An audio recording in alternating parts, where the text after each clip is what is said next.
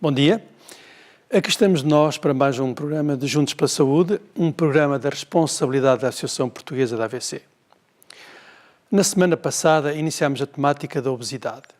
Dissemos que a obesidade se devia essencialmente a duas razões: ingestão excessiva de comida e vida pouco ativa. Dissemos também que se o pai for obeso, é provável que os seus filhos sejam obesos e que se uma criança for obesa, possivelmente será obesa na idade adulta. Falámos também sobre o IMC, o Índice de Massa Corporal, um método mais fiel para se diagnosticar o sobrepeso ou obesidade. Hoje vamos falar sobre a importância de medir o perímetro abdominal e de alguns dos distúrbios alimentares, uns causadores de obesidade, outros não. Como já foi referido, o Índice de Massa Corporal diz-nos se um determinado indivíduo tem excesso de peso ou é obeso e informa-nos sobre o grau da gravidade da obesidade. Mas nada nos diz sobre a distribuição da gordura no corpo, ou melhor, nada nos diz quanto à localização da gordura em cada indivíduo. Na realidade, os médicos nos últimos anos têm valorizado imenso o local onde se encontra a gordura, porque perceberam que existe um tipo de obesidade que origina mais doenças do que outro. Quando se observa uma pessoa obesa, não se sabe onde se localiza a gordura. Existem pessoas obesas em que a gordura se encontra sobretudo debaixo da pele. Sofrem de obesidade subcutânea. Existem pessoas em que a gordura se encontra sobretudo dentro do abdômen e dentro das vísceras ou órgãos. Sofrem de obesidade visceral. E existem finalmente pessoas com gordura localizada debaixo da pele e também dentro das vísceras, dentro da barriga, à volta do intestino. Aqui temos uma imagem que nos diz sobre duas pessoas que sofrem de obesidade subcutânea. E nós percebemos que é subcutânea porque reparem como eles palpam com tanta facilidade esta obesidade e como ela é mole. Seguinte. Aqui está um caso de um senhor com uma obesidade abdominal visceral. Porque se vocês palparem a barriga desta pessoa, ela é dura e não se consegue beliscar muito bem este tipo de barriga. A imagem seguinte, mais 3 pessoas em que possivelmente sofrerão de obesidade visceral. Os pneus até nem são muito desenvolvidos, como vocês estão a ver. E se vocês palparem esta barriga, garanto-vos que é dura mesmo. Seguinte. Esta é uma senhora com obesidade também possivelmente visceral. Seguinte. Aqui está um caso de uma pessoa em que sofre de obesidade visceral, tem gordura dentro da barriga, à volta e dentro das vísceras, e também tem muita gordura subcutânea. Vem aquele tamanho aí de 6, 7 centímetros de gordura abaixo da pele. Essa gordura é subcutânea. Seguinte. Este é que se vê um abdômen com os dois tipos de gordura. Tem gordura subcutânea e a gordura visceral. É talvez os casos mais comuns. Seguinte, quem tem gordura visceral, como bem, olhem aqui este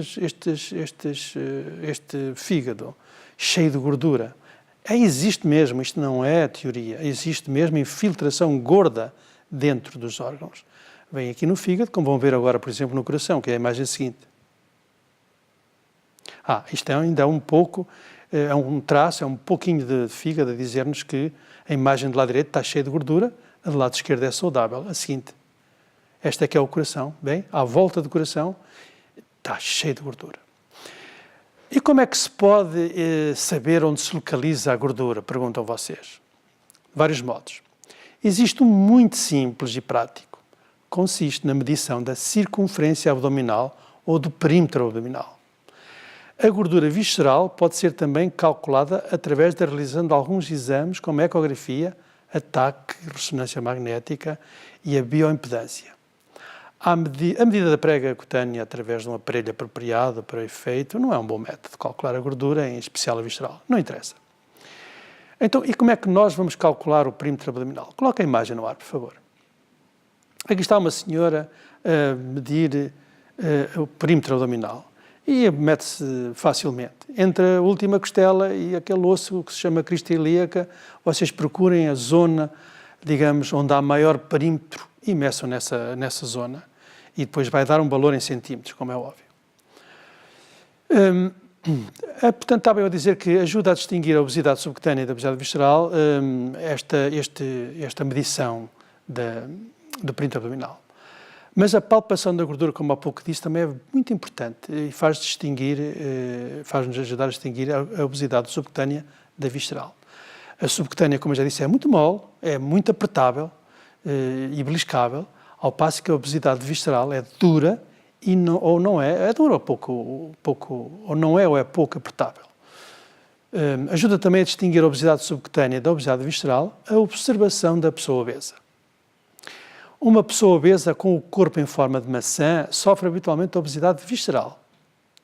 Uma pessoa obesa com o corpo em forma de pera sofre habitualmente de obesidade subcutânea.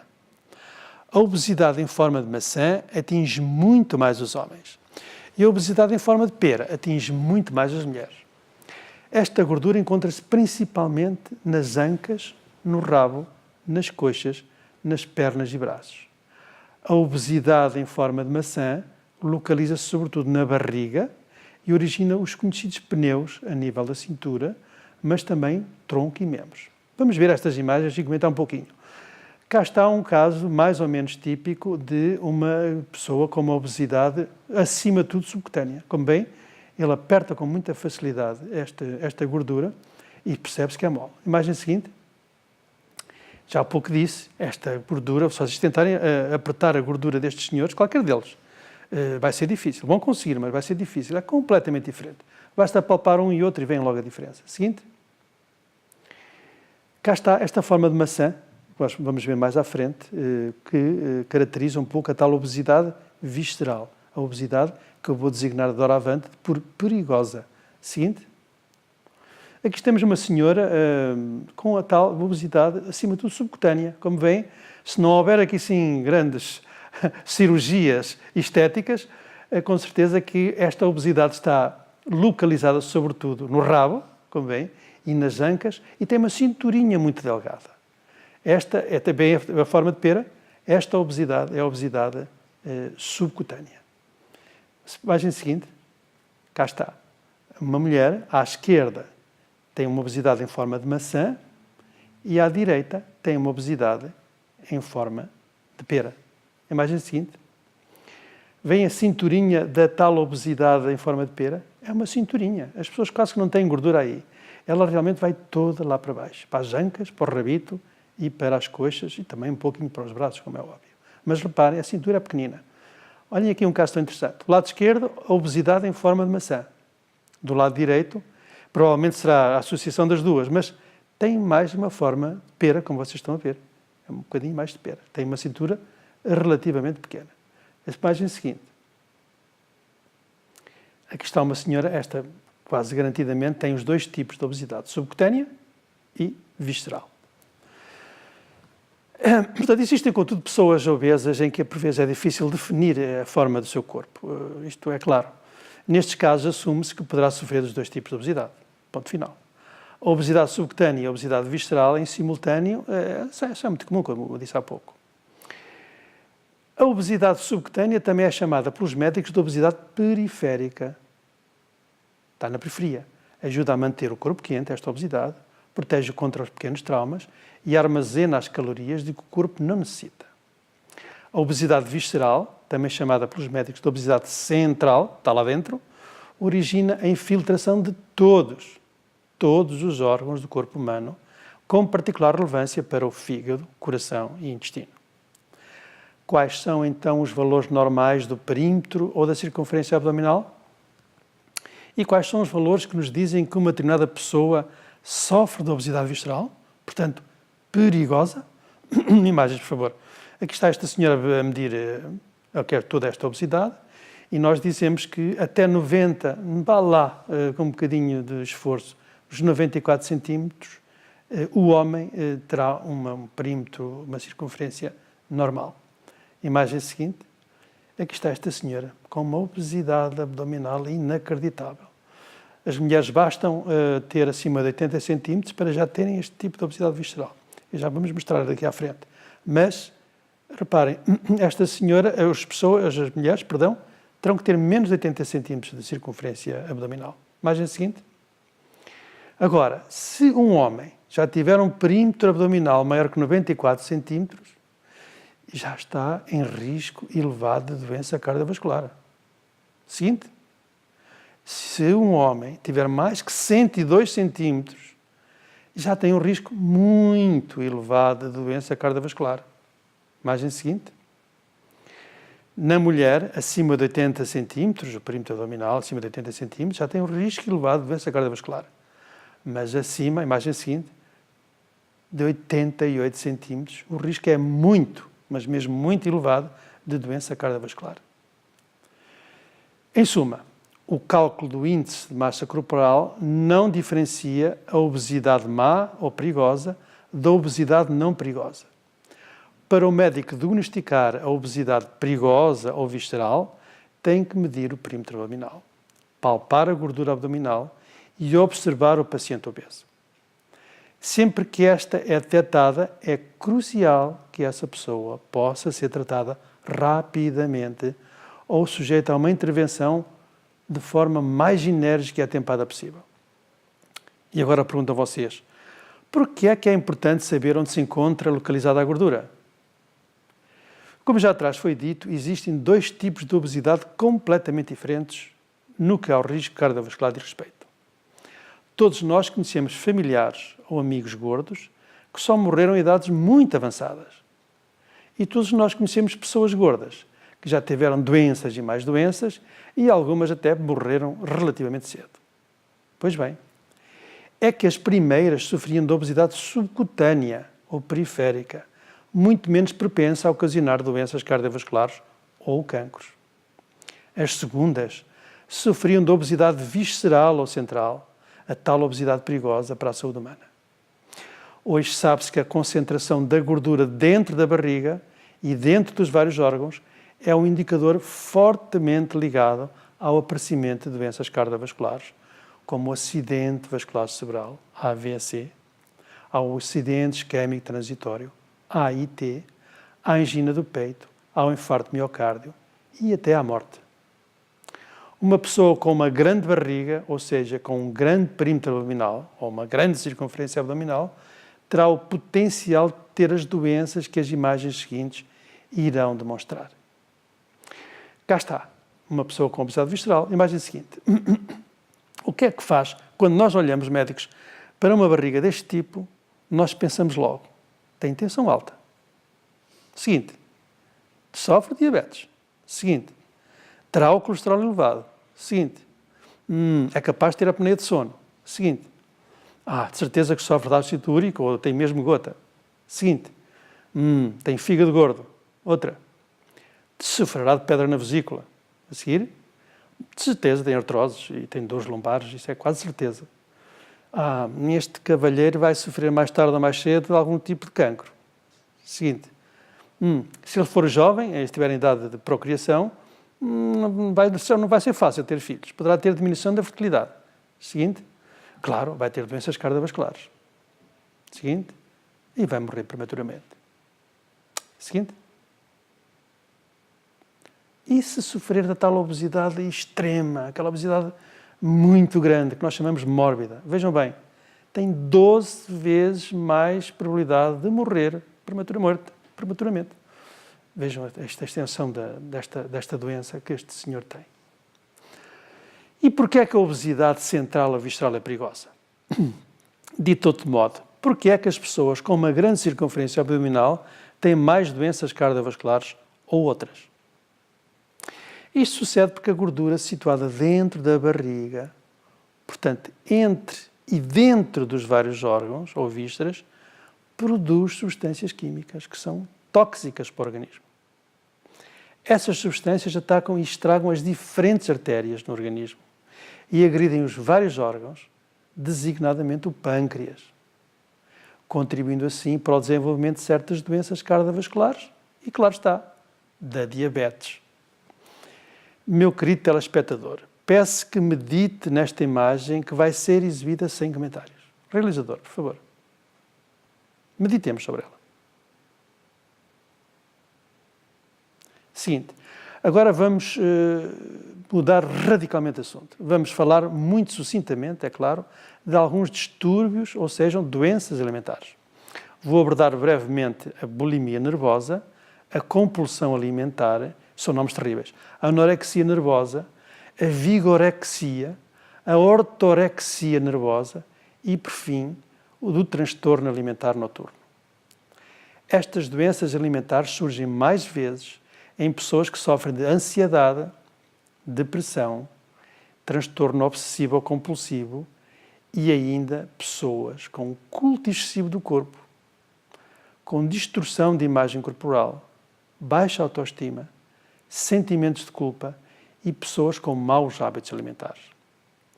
Em raros casos, os distúrbios alimentares podem ser devidos a doenças hormonais. Comecemos pela bulimia nervosa. Aqui está um morcego. É um símbolo no Ocidente de bruxaria, pois as pessoas com bulimia nervosa estão enfeitiçadas pela comida. Imagem a seguinte.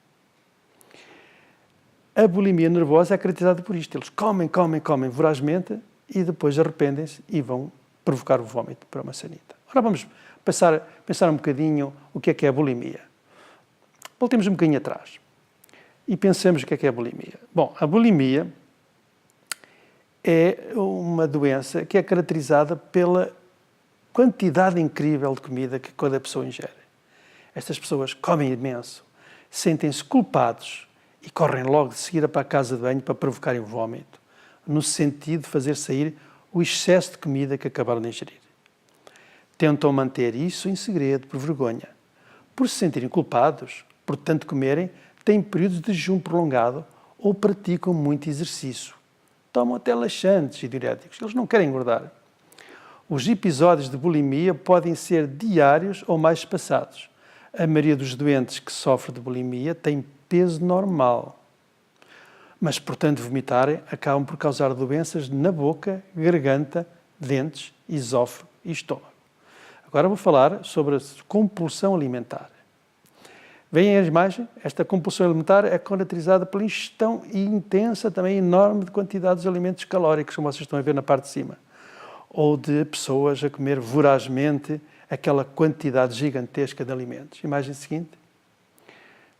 A compulsão é caracterizada por isto. Eles comem, até ficarem mal dispostos. É o que estão a ver ali sobre o lado esquerdo. Alguns comem imenso em qualquer circunstância. Outros, por vergonha, vão comer, como vocês veem ali, parece que está na casa de banho. Por vergonha estão a comer, não conseguem dominar a doença e comem desalmadamente. A pessoa que sofre de compulsão alimentar come, como já disse, exageradamente e quase sempre muito depressa. Mas mesmo muito depressa. Mas não provoca o vómito. Nem vai praticar exercício físico. Apesar de sentir culpa, arrependimento, vergonha e angústia por ter abusado da comida. Daquela maneira. Comem frequentemente, muitas vezes sem fome. E algumas vezes comem às escondidas. Assim sendo, acabam por aumentar de peso e ficam muitas vezes obesos. As pessoas que sofrem de compulsão alimentar têm episódios recorrentes, habitualmente semanais, de descontrole alimentar durante 3 ou mais meses seguidos. Comer compulsivamente é comer vorazmente, num curto período de tempo e com a sensação de perderem o controle do que estão a comer. Só param quando estão muito desconfortáveis com a sensação de que estão a arrebentar. Os episódios de compulsão alimentar surgem muitas vezes após tentativas de emagrecimento e dietas com grande redução da ingestão de alimentos. Sofrem habitualmente de ansiedade e de depressão. Passamos ao transtorno seguinte, que é caracterizado por esta distorção, é a imagem bonita, distorção do seu corpo. Imagem seguinte. Ora, começamos pela anorexia nervosa. Como estão a ver, é caracterizada. Uma pessoa com anorexia nervosa julga sempre que é muito gorda. É o que está na imagem. Imagem seguinte. Cá está. Ao lado direito há uma pessoa com anorexia nervosa, que é muito magra, mas vê-se como aquela pessoa que está em frente, extremamente gorda. Seguinte. O que realmente a anorexia nervosa é isto. pele e ossos estão em risco de vida, muitos destes doentes. Então, as pessoas que sofrem de anorexia nervosa acham-se sempre muito gordas, apesar de serem já magras ou mesmo muito magras. Têm muito medo de ganhar peso, por isso comem pouco, fazem muitos exercícios físicos, usam laxantes e diuréticos para não engordarem. Só comem certo tipo de alimentos e chegam a provocar o vômito para perder peso, imaginem. Negam sistematicamente a sua magreza, mesmo que várias pessoas lhe digam que está magra ou muito magra. Muitos destes doentes correm risco de vida, se não forem alimentados adequadamente. Passemos agora a outro transtorno, a vigorexia. Bem, é um nome esquisito, mas isto é o culto, é a obsessão pela sua imagem corporal. Imagem seguinte. É uma distorção da sua imagem corporal. Reparem, a pessoa que sofre de vigorexia julga sempre que é franzina, está magra, os músculos não estão desenvolvidos. E então é mais ginásio para desenvolver a sua musculatura. Portanto, aqueles que sofrem de vigorexia, isto é, culto excessivo do corpo, têm uma preocupação estonteante e doentia com a sua imagem corporal. Praticam imenso exercício físico, fazem dietas rigorosas, tomam vários tipos de suplementos alimentares, de medicamentos, designadamente os esteroides anabolizantes, fazem cirurgias plásticas completamente desnecessárias. Desejam ficar com uma imagem corporal musculada, bem desenvolvida. Desejam ficar com um corpo esbelto. O treino e a musculação são uma obsessão e ficam mesmo presos e viciados ao ginásio. Mesmo com a musculatura bem desenvolvida, vêm sobretudo em baixo de forma, sem músculos e até magros. É mais vulgar nos homens, sobretudo nos jovens. Vamos passar à doença seguinte, que é a ortorexia nervosa. A ortorexia nervosa é a obsessão pela pureza dos alimentos. É uma patologia em que as pessoas só pretendem comer alimentos saudáveis e alimentos puros, como eu disse há pouco. Estas pessoas comem alimentos que só elas consideram ser seguros. Estão sempre a analisar a qualidade dos alimentos, o tipo de ingredientes. Estão sempre preocupados com a quantidade de alimentos, a hora do dia em que devem ser ingeridos e não comem nada a que não seja por si preparados. Dão preferência a alimentos sem sal, açúcar, gorduras, químicos, agroquímicos, transgénicos, etc. Se caírem na tentação de os ingerir, ficam com imensos sentimentos de culpa, remorsos intensos e podem até deprimir. A sua dieta é, portanto, muito restritiva e até originadora de certas carências nutricionais. Até a forma de preparar o alimento e as ferramentas utilizadas são um alvo de preocupação excessiva. Deixam de ir a restaurantes ou festas e, portanto, começam a recusar sair de casa. Evitam confraternizações e, quando saem, levam as suas próprias refeições. É mais vulgar nas mulheres. Finalmente, o último transtorno, que é caracterizado é uma compulsão que se verifica só à noite. É uma obsessão por comer à noite, digamos assim. A imagem é a seguinte.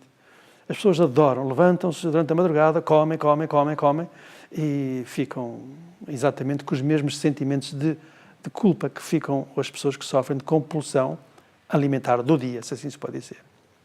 Portanto, quem sofre desta doença são pessoas que ingerem excessivamente alimentos durante a noite e durante a madrugada. Têm os episódios compulsivos, como há pouco disse, que os leva a comer muito, mas mesmo muito, mas só após o jantar. Muitos sofrem de insónias e muitos até acordam para se alimentar durante a noite, já que durante o dia até comem relativamente pouco. Outros nem se apercebem de que se levantaram e comeram durante a madrugada. Quando acordam, ficam surpreendidos com os alimentos à beira da cama ou com a informação dos amigos ou familiares de que comeram durante a madrugada. Eu comi durante a madrugada. Ficam com imensos sentimentos de culpa. A Maria não tem vontade de comer de manhã e só começa a comer bastantes horas após se levantarem. Uma boa parte tem excesso de peso ou sofre de obesidade.